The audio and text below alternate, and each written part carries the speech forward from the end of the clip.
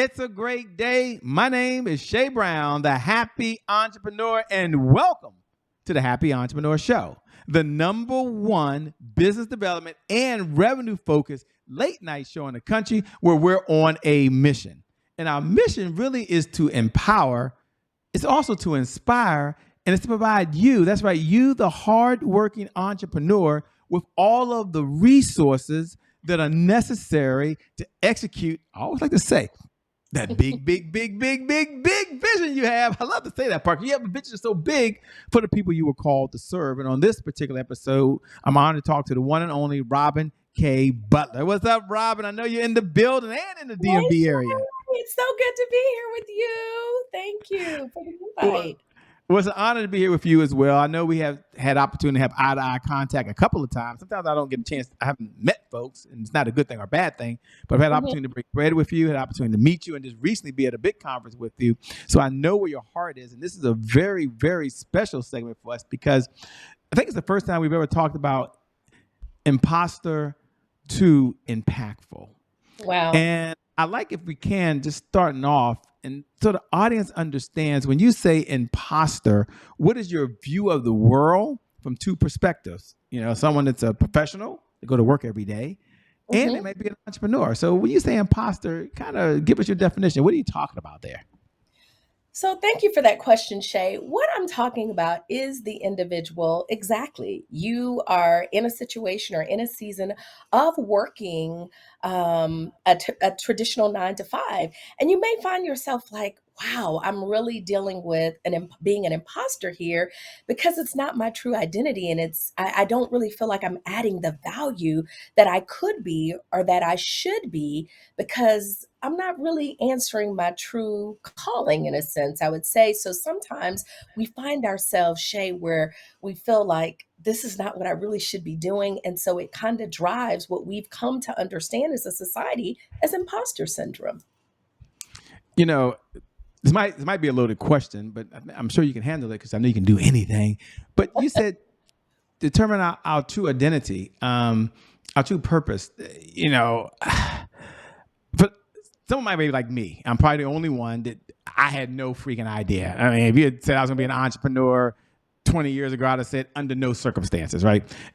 So, two-part question. One, what is purpose? I guess you said their true identity, what their purpose is. What is purpose these days? And number two, is there like a 1, 2, or 3 steps? I know it's kind of a loaded question because people are in different places that someone can do to start trying to determine if they're even close to their identity, right? I mean, yeah, what would you say to that person? It's like, So I'll start here just to give a little background. My background is in human resources. And for so long, Shay, I found people that it was a matter of, oh, this is my career, or this is what I should be doing. This is what I went to school for. This is my education, or my degree lies here. But then they found themselves in this kind of mundane situation, and it's not really where they wanted to be because they really knew that they could do and be more. And so when we think about purpose, it could be similarly situated if you're working a traditional 9 to 5, but then also it's those things that you think about. It's the things that you cry about because you feel like you should be making greater impact versus I'm doing this, as a 9 to 5, and this is really not what I really want to do. And so I think things that drive our purpose are the things that keep us up at night. It's what we sing about. It's actually, we've heard, what would you do for free? So if you weren't compensated, what would you do for free? How do you really want to make a difference? How do you want to drive success? How do you want to drive significance in your life? And that's where we began with the purpose conversation. And for those folks, they can read your bio below. They'll see how famous you are and how wonderful you are. And they're probably saying, okay, Shay, she's talking a little about imposter. We're going to get to impactful. But can she slow down and tell us a little about, but who, what's her journey been like? Number one, so who is this person? So we like to know her backstory. They give her a little more of her backstory. And number two, here's the real question I'd like for you to answer. What was that pivotal moment that you knew that this is what you were called to do and it's your purpose. So two-part question. Backstory, because we want to know, everybody want to know who is this person talking. I know you're famous, but they want to know. And number two, what was the pivotal moment in your life you said, this is it. I'm born to do this. Yes. Wow. So, I'm a military brat times two. I was raised, my father is retired military.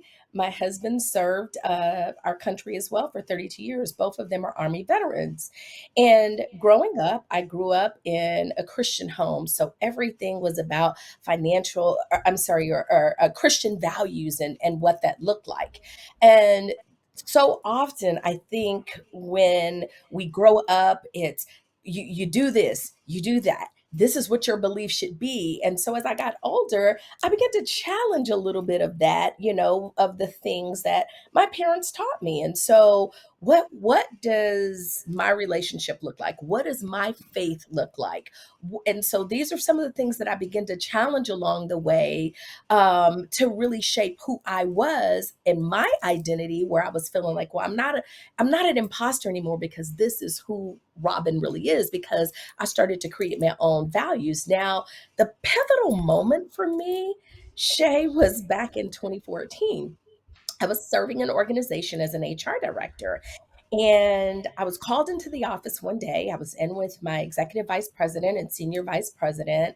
And it was almost like I had this gut feeling, this unction. And I'll just say, I really believe that God prepared me for the news that I was about to get. I went in that office and they said, "Hey, Robin, you did such a great job with the previous layoff. We want you to take us through this journey. We don't want to go through this with anyone else but you. But now at the end of this, it's going to be a little different." I was given the mission that day, Shay, to lay off 70 people, but I Whoa. was number 70. So, first of all, you're sitting there trying to gather your thoughts, keep it together. My executive vice president was on the phone. My senior vice president was in front of me. She said, "Robin, you don't have to tell us today, but we really want you to do this." They slid a piece of paper across the table that, told me what my retention bonus was going to be and what my severance package was going to look like. Shay, in that moment, it was like something stood up in me. I sat back in the chair and then I sat forward and I said, "I'm going to do it." My husband was deployed to Afghanistan at the time. He was still active duty serving our country. And so my senior vice president said, "You're not gonna talk to Tim first?" And I said, "No, I really believe," I said, "this is what I'm supposed to do. My husband was away on the mission serving our country. And I somehow felt in that moment I needed to do this." The decision that I made that day, as you use the word, Shay, was pivotal for me. I learned through that decision I made to go through a layoff and then bow out gracefully myself, who I was and who I was not. And so that's where we talk about identity. We talk about imposter syndrome. So that was my aha moment. That was my purpose moment.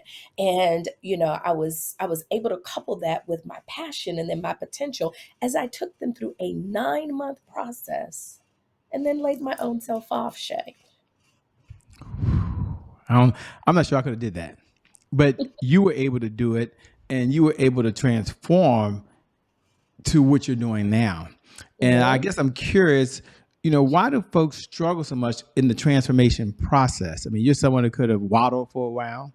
You mhm, could have, you could have been angry about it. I mean, you're talking about it today, and I'm like, whoa, I'd have been mad. And I've been mhm, laid off, right? I went in there thinking myself one day that I was laying off someone on my team, and they're like, "You're the one." I'm like, "Holy moly!" And I never want to be an entrepreneur, but it's not about me; it's about you. So, what's the question as we move on to imposter to impactful? There's a transformation that has to take place, and mhm, I'd like for you to talk about why do some folks struggle in that transformational spot where it's got to change, they got to mhm. move, they got to, you said, pivot and so forth, but they stay stuck. So here's the question: why do folks stay stuck so long before they make any move? Hmm.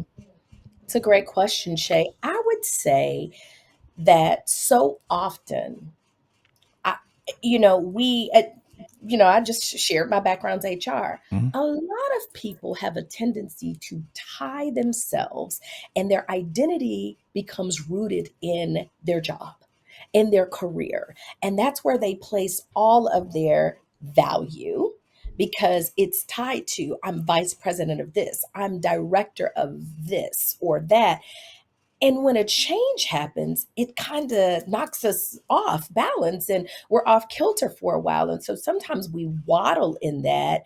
But we've read some years ago, Rick Warren's book, The Purpose Driven Life, right? And I think about purpose and how I define purpose. I didn't think I'd be in HR forever, but truthfully, just like you, Shay, I had no idea that I would ever be an entrepreneur.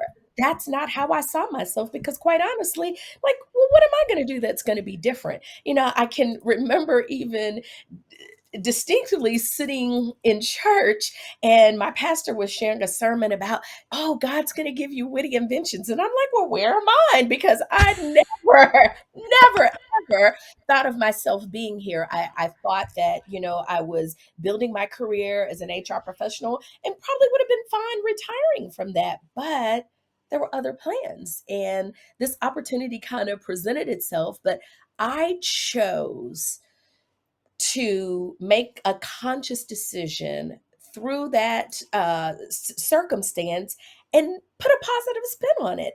And that's where I'm like, you know what, Robin, this is not your first layoff. So hey, let's transition here. Let's do something different. That's the first layoff where you had to lay off yourself and 69 other people. But what can you learn from this? What can you learn from this? And I really was intentional going through that 9-month process about what I could really learn about myself. Spot on. Take a moment, if you would. And there are a group of folks says, Robin, I got it. I mean, Hmm. you're on my street. You're drinking my Kool-Aid. I feel you. I'm good. I'm in the impactful side. And I want to help the entrepreneurs out there that need to be leaders. And I've been saying, but Robin, since you were in HR, since you've been Hmm. on the other side, do you have one, two, or three ideas that as a leader, as I'm trying to help other folks, rise to that next level, because I know my purpose and I'm out here being impactful, but I can't do it by myself. So I'm responsible for a team. All things being equal, let me frame the conversation. I mean, they hired the right person. You know what I Hmm. mean? They can do the job, but they want to help them raise up to another level so they can be even more impactful. So what's the question? As a leader, because you work with organizations and a Hmm. number of folks that are watching right now, they're responsible for teams. I Hmm. want you to share an idea or two or three that can help the team come together to raise to another level, which obviously they're gonna look like a rock star. Wow. So, you didn't know, but just in case, Shay, I'm just going to share this. Leadership is one of my love languages. Well, So, then I just threw you a softball over here. Let me go drink some coffee. I don't drink coffee. Let me drink some water and sit back. Ladies and gentlemen, she's gonna give us not one. I only asked for one, but she's gonna give us three. Okay, since this is her love language, she's gonna give you three skills that as a leader that you can use to help build the team and help them be more effective, help them believe in themselves. Because I struggle with that. So this is a little personal too, Robin, and it's something that I want to be able to do for the team that I work with. so I would say, the skill of being authentically you is so important. People right now are thirsty for authentic leaders. They're thirsty for transparent leaders. And even, when I've had the opportunity to give feedback, I want to do it in a way where people look at it as it's a gift and they don't repel it from a leadership standpoint. So I'm saying that I would encourage you to be authentic. I would encourage you to be transparent. Show up as yourself. I mentioned previously that process taught me who I was and who I wasn't. And even though I did, have another stepping stone, I worked another corporate opportunity. When I went in to interview, it was so different after I had gone through that experience, Shay. So showing up as my authentic self, I was able to tell the vice president, even through that interview, I really, really love these, key components and the elements. I can do this, but this is my niche. This is my strength. And these are the things that really keep me going. And so authenticity is important. Your ability to listen to your team, Shay, is priceless. When we begin to listen to people and ask them, what are you passionate about? What do you really believe your purpose is? I'm not talking about if you're a CPA and you've got all the credentials and you're licensed, or, if you're in IT, what really drives you? And so when we ask people about their true passion, I believe it helps them to come out with their purpose outside of this is what I'm doing in my 8 to 5 or my 9 to 5. And so I would say being authentic, the ability to listen to your people and celebrate them. It goes so far when you celebrate wins. It doesn't have to be a milestone. I would often tell leaders and coach them when it came to performance management, never use the boogeyman approach. Tell people things along the way. Give them the feedback from the beginning. It's going to help them. And so that's my third P. So we talked about purpose, we talk about passion, potential. What do you want them to work on? Is there some untapped potential that those individuals have? So when we are authentic leaders, when we have the ability to listen and then we celebrate our people, I think that drives them even more to tap into their potential and and become the totality of themselves. So purpose, passion, and potential. Spot on, man. I love it. And where did this whole structure and system come from that you seem to always put things into some type of structure or some type of system? When you look back on your past, I know you told about your father who was in the military and your husband who was also in the military. Thanks so much for serving, by the way. I tell them we certainly appreciate that. Where did this structure come from? Where this sense of always having a system in place? Is this something that you were just born with? Where does it all come from? I'm just curious because everything with you is always this structure or this system. Well, Shay, I've been blessed to be an educator, and so I lead with Ah, that. And so I'll never forget, even, as a child, I was always the teacher. So when I played with my four siblings, I was going to be the teacher. I also went with my family. If one of my siblings, my siblings will probably say, "Well, Robin was always the goody two shoes. She never got in trouble." I did, but it was usually minor things. But I also was the lawyer. And so, when my parents did something that was comical, and we would call it family court. And so I think it's formative when I look back over my life and even in my formative years, the professions that I wanted as far as an educator, and I've been able to do that. And so I was able to train and do facilitation within corporate America. And then I also had the opportunity to teach formally at the university level. So I think when we do bite-sized chunks for people, I think it's more palatable and it's an easier way to learn. And so for me, I would learn through doing acronyms and acrostics and things like that. And it would help me to remember when I had to do an essay on an exam or, just a test. It helped me to remember. And so I started to do it. And so as an entrepreneur, that's kind of the way that, I've kind of framed my business. And I think it's how it helps people to learn that way. thanks so much for sharing. Now, for someone who's used to seasoned challenges and driving results, we have a segment here. And folks might want to know, well, is she perfect or is she not perfect? Say, well, we're going to find out. We have a segment here called "Today is My January 1st," right? And that whole segment, and for those folks that show up at 11 o'clock Eastern Standard Time every night, oh, do we appreciate you. Thanks for being here. If you're getting value out of the show so far, please pay it forward, share it forward, do that now. But you can go ahead and say those words. Today, I know you wait to say it. Today is my January 1st. Doesn't that feel good? And for all the new folks, we want to welcome you to the family. Today is my January 1st represents one of our personal mantras. It's a do-over. That's what it represents. It's a fresh start. That's what it represents. It means our past, no matter what our past is, no longer equals our future. So my question to Robin K. Butler on the other side is, number one, when you hear those words, today is my January 1st, what does she hear? But number two, and more important, When was a time in her life that things didn't go the way they should? That there was some setback, there was some challenge, and how did she bounce back? I mean, if it's never happened to you, Robin, it's okay to say, hey, Shay, I'll take a pass on this one. But we all want to know about the one that just did little things and never had any problems. We want to know, has her life always been perfect? Oh, no, we want to know. So, wow, today is my January 1st. So I'll say, Shay, after I went through that transition, I found myself not taking an opportunity for 9 months. It was a fresh start.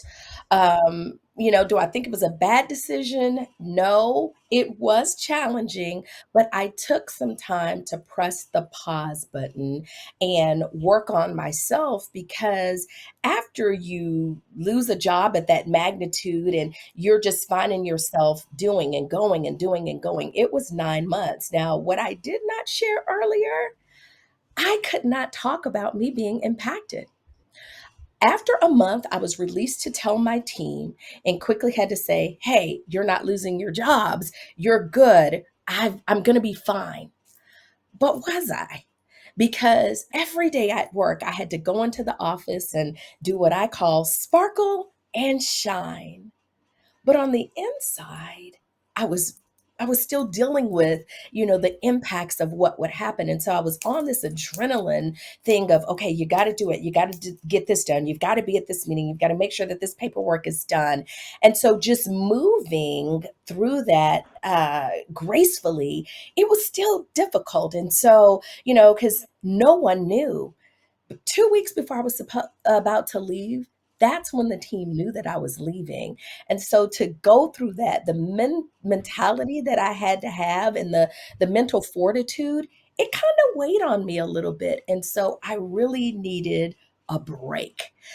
So I would say my start over was realizing that I needed the break and taking that time to get back in position and get back to, I'm going to say, get back to Robin and get back to the core of who I was, because for 9 months it was on and popping, right? And so just with that level of execution, it kind of weighs on you a little bit. Yeah. And so I was able to, that was my January 1st moment, taking the time that I needed before I took another opportunity to do something else because I was number 70. I love it, by the way. Thanks for sharing. One of the questions that we asked, and I'll say the question, then I'll frame it. The question, you probably know it best as it is easily said, is of all the folks what's the greatest piece of advice you ever received, right? That's the question.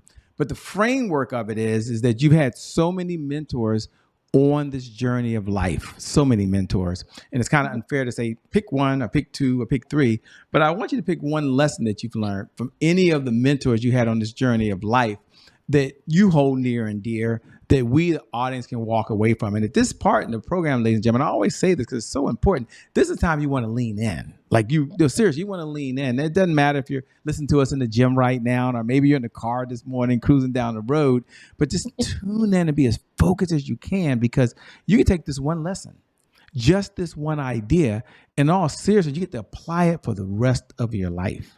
And that's pretty serious. So, what's one of the greatest pieces of advice you've ever been given, Robin? Wow. Um, I would say, I read a lot and I'm a part of a community, the Maxwell Leadership Community. And one of the things that John Maxwell talks about is intentionality. So I found myself sitting at a few of the conferences and, what does that really mean to me? And so I developed what I call my philosophy. And my philosophy from that is everything starts with our ability to be intentional. And if we're intentional in our business, if we're intentional in our relationships, that is what leads us to becoming influential, because you got to be intentional first before you can be influential. And then our ability to influence others is what causes the impact. See, a lot of people would think, Shay, well, why isn't influence at the end? You can influence, but are you really making an impact? because we can Ooh. think back to our parents when they used to say, don't peer pressure, don't let those friends influence you, you know, to do this, that, or the other that may potentially get you in trouble. So I believe in what I learned from being intentional, the law of intentionality. You're intentional first, you become influential, and then you're impactful. So, I wrote something recently in a post and I talked about, being impressing someone versus being impactful. I don't want to impress people. I want to go beyond you being impressed. I need to be able to impact you, because when I impact you, you're going to make change. Something's going to be transformative. And so that's, starting with what I learned from my mentor, John Maxwell, starting with intentionality, taking it to being influential, and ultimately being impactful. I love it. Says so well. What do you enjoy most about what you're doing these days? I mean, what do you enjoy most about it? Wow. So, I'm a little bit of a mix. So, I would best describe myself as, an HR leadership and brand strategist. Quite naturally, do a little bit of HR consulting with small business owners and, leadership. I told you that leadership is my love language, but my niche and my gifting, because you asked me, Robin, how do you put these processes and things together? Yeah. It's really in that area of identity, and I look at branding from a holistic standpoint. And, I'll just share this with you. For me, BRAND, stands for become remarkable, achieving notable distinction. Ah, I I'll love just it. have to put that right there. Well, what I like about her. She's fun. She's someone who's been married for a lot of years, by the way. And you might be curious, like I am, for those folks that are googling her and looking up right now. You might be wondering, well, Shay, what in the LL Cool J does she do for fun? That's a good question. I don't know. So, Robin, what do you do for fun when you're not out saving the world these days? Oh my goodness. I love to travel. Ah. I love to travel. I love to sing. Now, So I like travel where? You can't just say travel and leave us hanging. Someone said travel, that means different things. So, what's one of the places you like to travel to, or two of the places that you really just enjoy? We're just curious. We're all leaning forward. We want to know. goodness. So, I love Paris. So I've had the opportunity to go there, the Caribbean. So, water is just, woo, I just came back from a cruise. That cruise went to Aruba, it went to Bonaire and the Dominican Republic. And so, had that opportunity. And, I even had the opportunity to go to Papua New Guinea. That was the Wow. longest trip. It took me like 30 hours to get there. So I had the opportunity last year to travel as one of the coaches to do some facilitation abroad. So, traveling for me comes in many ways: fun, relaxation, and then even the opportunity to serve, and do some facilitation. So I'm kind of open there when I say travel. That's kind of cool, by the way. So as we come down the home stretch, two-part question. Number one, what type of clients are you working with these days? So if your firm's taking on any clients. And number two, how can people stay in this conversation with you over and beyond the time they have with us now? Okay. Thank you. Thank you for that. So, yes, I am taking thought leaders and entrepreneurs who are interested in up leveling their brand. So that's what I do as far as brand strategy. I'm also interested in serving you and your team if you want to do some leadership. I do a lot with culture and team building. And then I'm also taking clients that may need, HR support. Say you don't have a regular HR person, you actually don't even have the need. But if you want that person that you can have, that you can dial, I can serve as your HR advisor as well. And so those are the three hats that I wear. To get in contact with me, you can reach me at www.catalystconsultingagency.com. Again, www.catalystconsultingagency.com. You can also email me at robinkbutler.com. Robin@robinkbutler.com. And I'm branded as Robin K. Butler. You can find me on all social media platforms at Robin K. Butler. Well, let me say first, thanks so much for being on the Happy Entrepreneur Show. We appreciate it. Can't wait to connect with you and have eye-to-eye contact. You're right here in the area, so we've got to break some bread soon. Thank you so much. Thank you, Shay. And thank you, the viewers. Thank you for tuning in. Thank you for watching. Thank you for paying this message forward. I encourage you to share it. Please share this message. If you got value out of this, don't hold it. Please pay this message forward. You know, every night at 11 p.m. Eastern Standard Time, I love to say these words, and I never get tired. I always say that because sometimes I get these texts and emails, even yesterday. No, I don't. That I truly believe with every fiber in my body, if you're watching, if you show up, I believe that only winners show up. I believe only champions are watching right now. And I believe only those that believe they had a potential on the side and perform at a higher level, even watching right now. So I know already that you're awesome. Yes, I believe you're incredible. Yes, I believe you got greatness inside you. And yes, I believe that today, without a doubt, is your January 1st. And because of just that one reason alone, you know what? Your best is still yet to come. And that feel good. Your best is yet to come. Your best is yet to come. With that being said, my name is Shay Brown, the Happy Entrepreneur. Make it a great day, everyone. And I promise you from the bottom of my heart, we're going to make some good things out and we connect again next time. God bless and keep doing God's work. Thanks a lot, Robin. Talk to you soon. Thank you. Peace, everybody. We out.